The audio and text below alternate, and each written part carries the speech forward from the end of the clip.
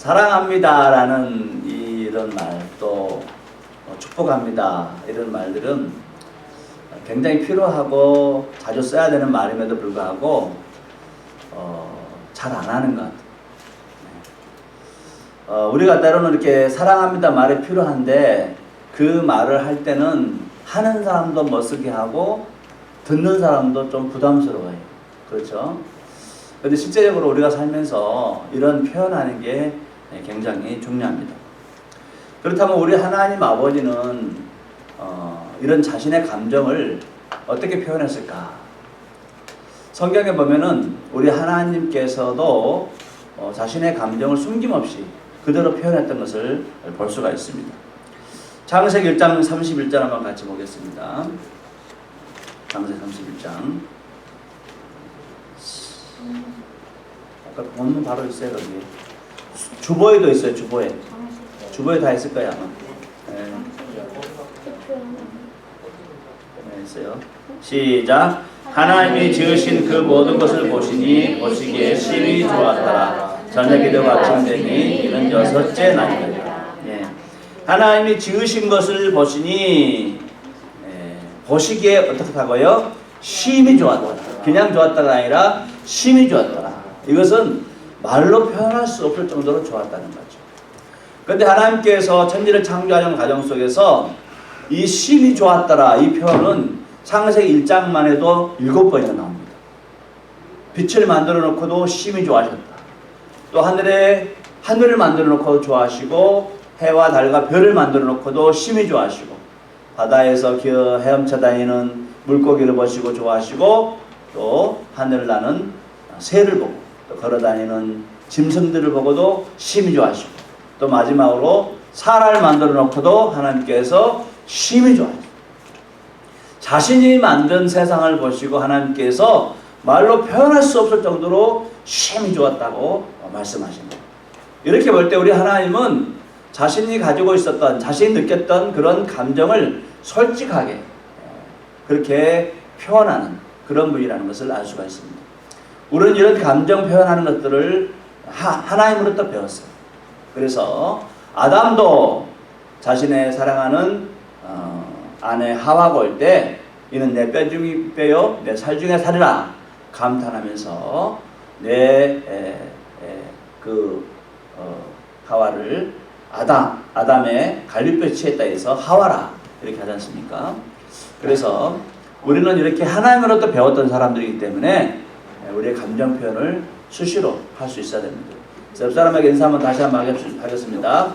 아 예쁘십니다. 아 예쁘십니다. 남자한테는 아 멋지십니다. 조샤 엄마한테 예쁘다고 해봐.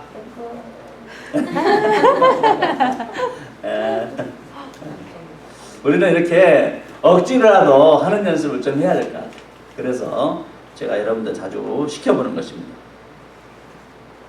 하나님의 마음을 우리에게 표현하는 그것이 바로 성경입니다. 하나님은 수천 년 동안 하나님께서 우리를 얼마나 사랑하시고 얼마나 좋아하시고 또 우리가 잘못했을 때 얼마나 한탄하시고 얼마나 슬퍼하는 데서 하나님께 수년 동안 우리에게 말씀하셨어요. 그 사랑의 언어를 묶어놓은 것이 바로 성경입니다. 그래서 성경은 하나님께서 우리에게 보내주시는 러브레터라 그런 말씀.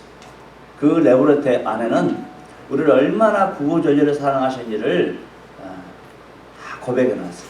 그래서 우리 하나님은 전능하신 하나님이시고 심판하신 하나님이고 만유의 왕이 되시기 때문에 굉장히 그런 사랑의 감정, 좋아하는 감정 그런 것에 어울리지 않는 것으로 생각하기 쉬운데 실제적으로 우리 하나님은 누구보다도 수천 년 동안 자신의 그 사람들을 향하여 사랑의 고백을 해오신 분이다 이렇게 말씀해주고 있습니다.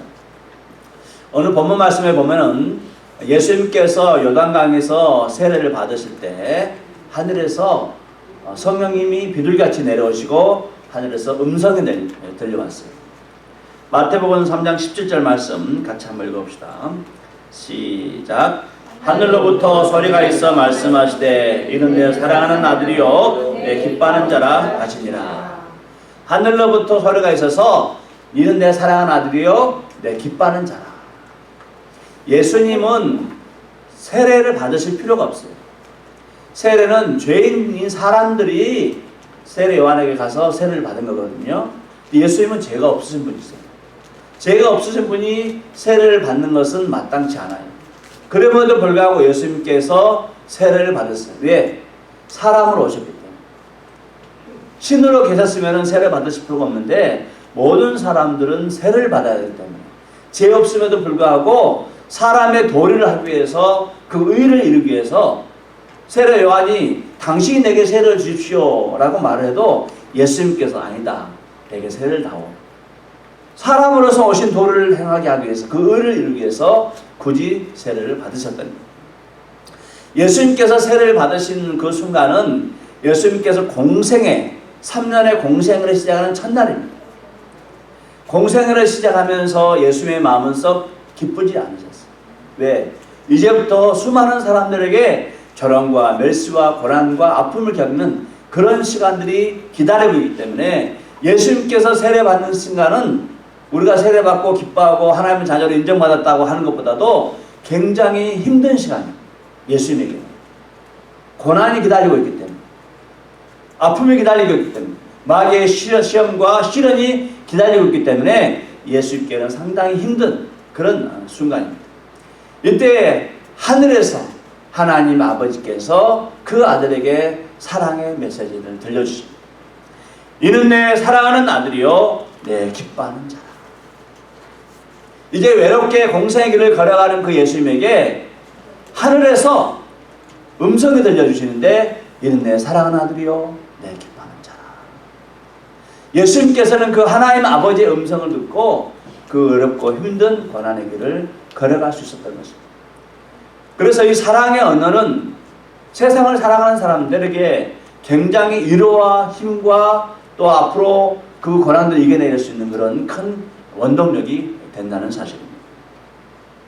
지난주에 오셔서 말씀을 증거해놓은 다비다 그 자매가 그저께 남자친구로부터 프로포즈를 받았다. 프로포즈.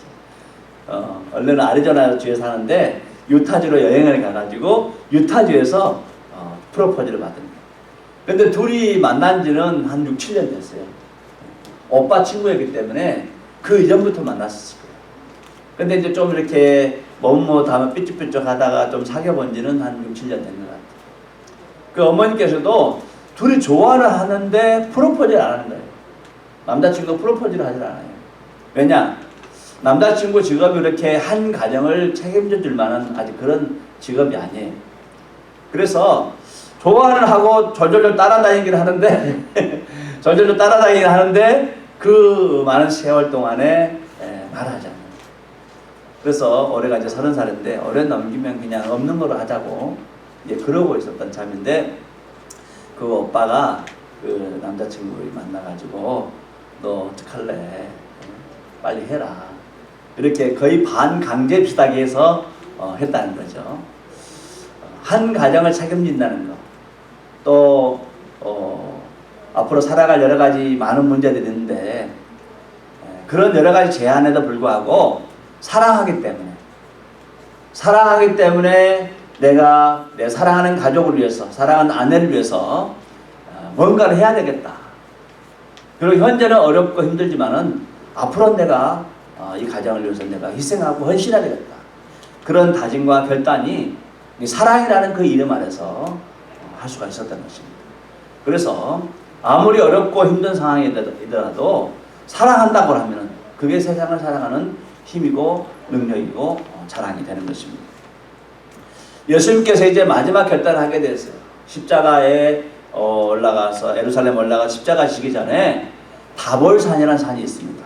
이스라엘 가면은 다볼산이 있는데 그 다볼산은 다른 말로 변화산이라고 그래요. 예수님께서 그 변화산에 올라가셔서 신령한 몸으로 얼굴이 해같이 빛나고 온 옷이 빛처럼 밝게 빛나는 그런 모습으로 변했어요. 그래서 그 다볼산을 변화산이라 이렇게 말합니다. 성경에는 변화산이라는 말이 있지 다볼산이라는 말은 없어요.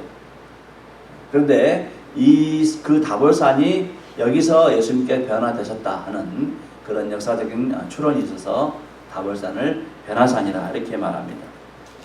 이 십자가를 지고 가는 그 참담한 예수님의 그 앞날에 대하여 많은 걱정과 두려움이 있어요. 너무너무 힘들잖아요. 사람으로서 고초를 겪어가는 그 어려운 과정을 남겨놓고 있는데, 그때 예수님께서 그 다볼산에 올라가셨을 때 하늘에서 소리가 있어요. 마태복음 17장 5절 말씀 같이 한번 읽어볼까요? 시작. 말할 때에 호련히 빛난 구름이 그들을 덮으며 구름 속에서 소리가 나서 이르시되 이는 내 사랑하는 아들이요 내 기뻐하는 자니 너희는 그의 말을 들으라 하시는지라. 말할 때 모세와 엘리야가 나타나서 예수님과 말할 때 하늘에서 구름 가운데서 하늘에서 빛이 비치면서 말씀하기를 이는 내 사랑하는 아들이요 내 기뻐하는 자니 너희는 그의 말을 들으라. 3년 동안 우리 하나님께서 아무런 말씀하지 않으셨어요. 십자가 지러 가는 그 순간 하나님께서 나타나셔서 예수님께 말씀. 이는 내 사랑하는 아들이요 내 기뻐하는 자라. 내 사랑하는 자고 내 기뻐하는 자라. 비록 내 아들이 십자가를 지고 하고 버림당한다는 그런 생각이 들지라도 나는 너를 버리지 아니하겠다.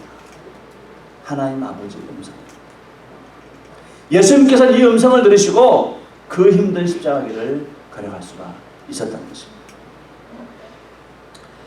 릭이라는 아이는 태어날 때부터 내성마비에다가 경령성, 경직 증상을 보이는 그런 아이예요. 엄마 뱃속에서 태어날 때 탯줄이 목을 감았어요. 탯줄이 목을 감아가지고 뇌에 호흡이, 산소가 공급이 안 됐어요. 그래서 내성마비 환자가 됐습니다. 아이가 말을 하고 싶어도 말을 못해요. 근데 아버지가 끝까지 노력하는 거예요. 이 아이와 자기하고 교감을 하고 싶다. 이 아이의 마음속에 있는 걸 내가 좀 듣고 이 아이가 원하는 걸 내가 좀 해주고 싶다. 그래서 계속 노력하고 연구한 끝에 컴퓨터로 대화하는 것을 12살 때부터 하기 시작했어요. 컴퓨터로, 특수 컴퓨터로. 아이가 신호를 보내면은 그게 말로 이렇게 전달되는 특수 컴퓨터를 가지고 대화하기 시작했어요. 15살 때가 됐는데 릭이 아빠에게 말하는 거예요. 아빠, 나 달리고 싶어요. 휠체어에 앉아가지고 평생 누워있는 아들이 컴퓨터로 대하는데 아빠, 나 달리고 싶어요. 저랑 같이 8km 마라톤대에 같이 나가셨어요. 이렇게 이야기해요. 아빠는 한 번도 달려본 적이 없어요. 한 번도 마라톤 한 적도 없어요. 우리 아버님. 저도 마라톤, 한 번 달렸구나. 심리 마라톤. 심리 마라톤. 죽는 줄 알았어요. 아빠가 이제 그걸 하기 위해서 마라톤 하려면 어떻게 해요? 애가 못 달리니까 그 휠체어를 뒤에서 아빠가 밀고 달리는 거예요. 밀고. 그래서 그걸 완주를 했어요. 뒤에서 두 번째. 이때부터 아빠가 자신감을 얻었어요. 그래서 보스턴 마라톤 대회 거기를 출전합니다. 어마어마한 시간 동안. 그걸 완주를 했어요.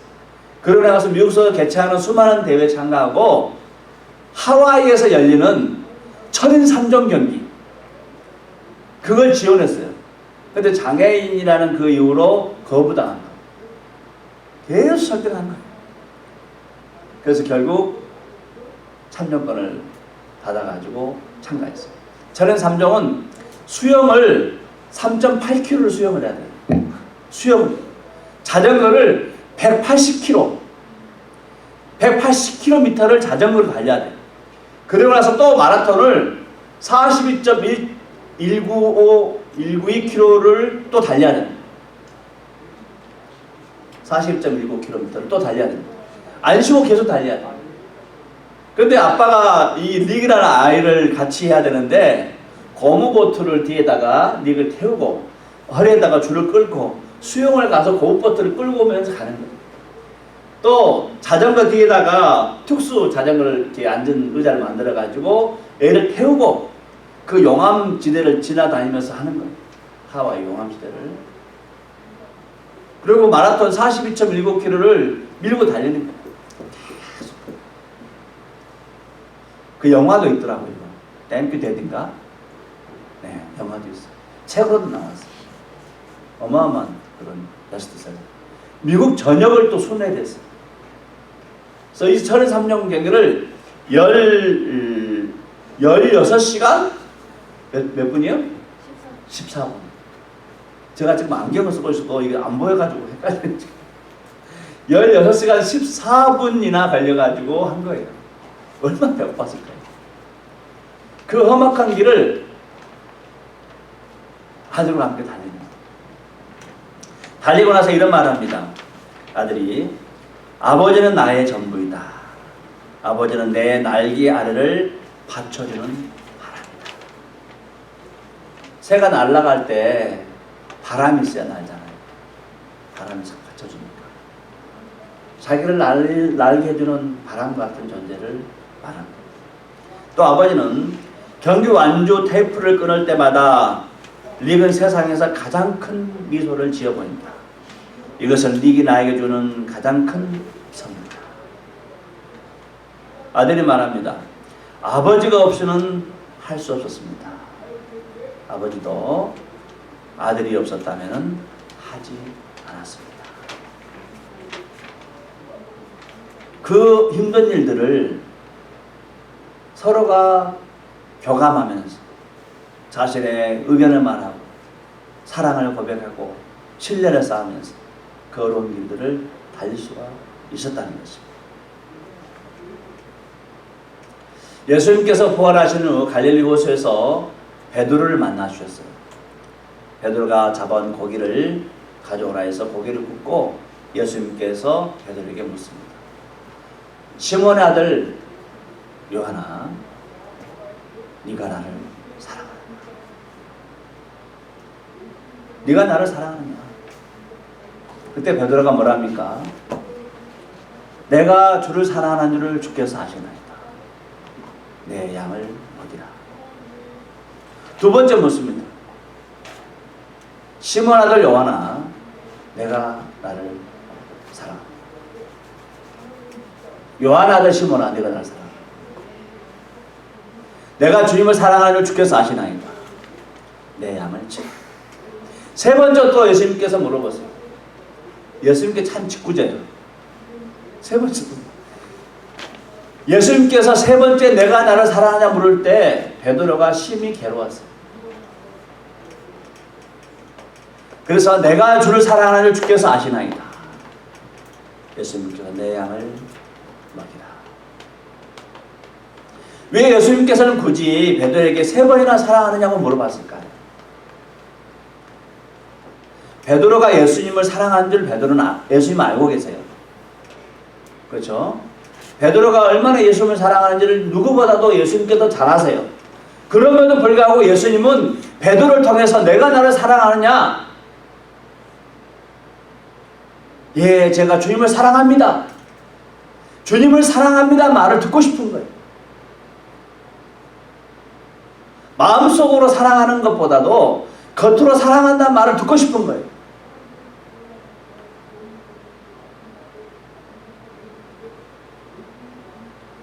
우리 예수님께서도 그 마음 중심에 우리 심령 가운데 사랑하는 것이 있는 것을 아심에도 불구하고 듣고 싶었다 하셨다는 말씀입니다. 왜? 이 사랑한다는 이 말 가운데는 반드시 사랑한 말을 동반해요. 사랑은 말을 해야 되는 것입니다.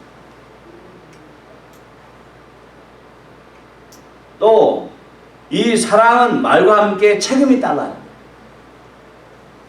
사랑한다고 하면서 행동으로 보이지 않으면 소용이 없어요. 반드시 사랑한다는 것은 말과 함께 책임이 따라요. 그리고 사랑은 말과 함께 다른 사람들에게 내가 이 사람을 사랑한다는 것을 알려요. 내가 당신을 사랑합니다. 내가 너를 사랑한다. 이렇게 말하면은 다른 사람들에게 아, 저 사람이 저를 사랑하는구나. 그 선포하는 거잖아요. 프로포즈를 왜 합니까? 내가 당신을 사랑합니다. 나와 결혼해 주셨습니까? 이것은 다른 사람들에게 이제부터 내가 이 사람을 내 아내로, 내 남편으로 섬기겠습니다. 사랑하겠습니다는 것을 알리는 거잖아요. 만약 그것이 없으면은 저 사람이 저를 사랑하는지를 몰라요. 그래서 이 사람도 아, 제가 나를 안 좋아하는구나. 그래서 이 사람도 다른 사람을 사랑할 수 있어요. 여기는 좋아하는데 사랑하는데 말을 안 하니까 여기는 다른 사람을 사랑할 수 있어요. 또 다른 사람도 여기가 사랑한다는 말을 안 했으니까 이쪽 사람도 여기를 사랑할 수 있어요. 그러니까 사랑한다는 것은 상대방의 내가 책임지겠습니다. 또 다른 사람에게 내가 이 사람을 사랑합니다고 선포하는 거예요. 내 사람입니다. 이제부터는. 그래서 이 사랑한다는 것은 굉장히 중요한 것입니다. 사랑하기 때문에 말을 하게 되고 사랑하기 때문에 책임을 져야 되고 사랑하기 때문에 다른 사람이 접근하지 못하도록 보호를 해야 되는 것입니다. 자기의 사랑하는 사람들을 빼앗기지 않기 위해서 지켜야 됩니다. 그래서 사랑한다는 말이 굉장히 중요한 거죠. 감정 표현을 해야 된다는 거죠. 어떻게 우리가 우리의 감정을 표현할까? 그래서 우리 하나님 아버지께서 우리에게 고백하듯이 그렇게 표현해야 됩니다. 스바냐 3장 17절 말씀 같이 읽어봅시다. 스바냐 3장 17절 시작. 너의 하나님 여호와가 너희 가운데 계시니 그는 구원을 베푸실 전능자이시라. 그가 너로 말미암아 기쁨을 이기지 못하시며 너를 잠잠히 사랑하시며 너로 말미암아 즐거이 부리며 기뻐하시리라 하리라. 그는 구원을 베푸실 전능자라. 그가 너로 말미암아 뭐라고요? 기쁨을 이기지 못하시며. 우리 하나님은 우리를 볼 때마다 기쁨을 주체를 못해요. 기쁨을 견디지를 못해요. 그래서 노래 부르고 춤추고 뛰고 좋아한다고 고백한다는 거죠. 감정을 숨기지 않아요. 근데 우리는 너무 자신의 마음속에 있는 것을 숨겨요. 그리고 상대방으로 하여금 내가 너를 사랑한다는 것을 알아다오 이렇게 말해요. 상대방이 알아달라는 거죠. 내가 너를 사랑하는지를 네가 알아다오. 그러기 전에 우리 하나님처럼 솔직하라는 거죠.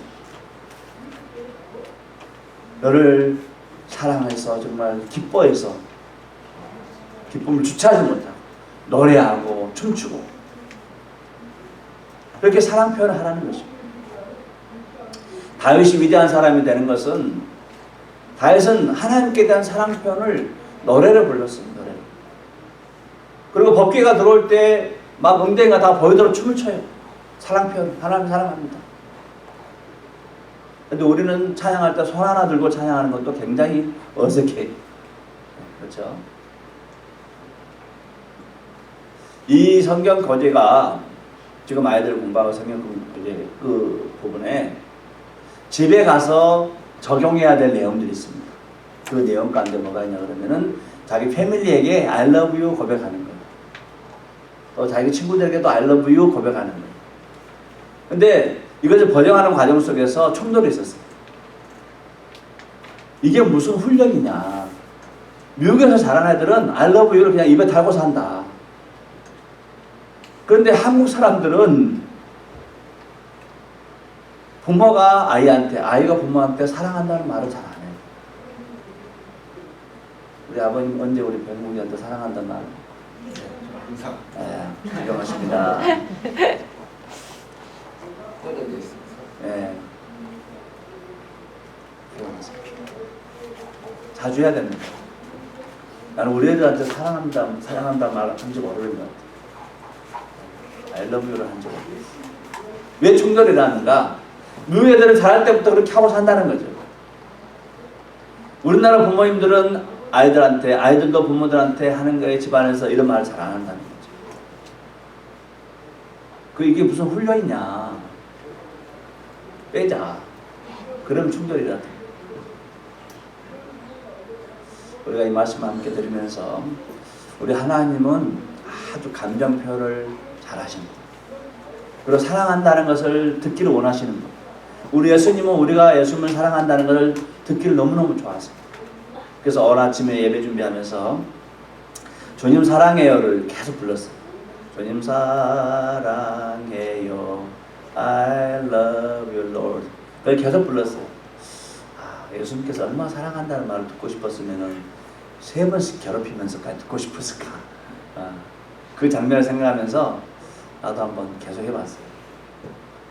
근데 그냥 찬양하면서 형식적으로 노래를 부를 때 하고 내가 예수님을 사랑한다는 고백 차원에서 이게 하니까 또 다르더라고요. 이게 주님 사랑합니다를 노래로 그냥 앞에 찬양하니까 하는 것하고 내가 주님을 사랑하는 마음을 담아서 사랑해요 주님을 하는데 이 감정이 달라요.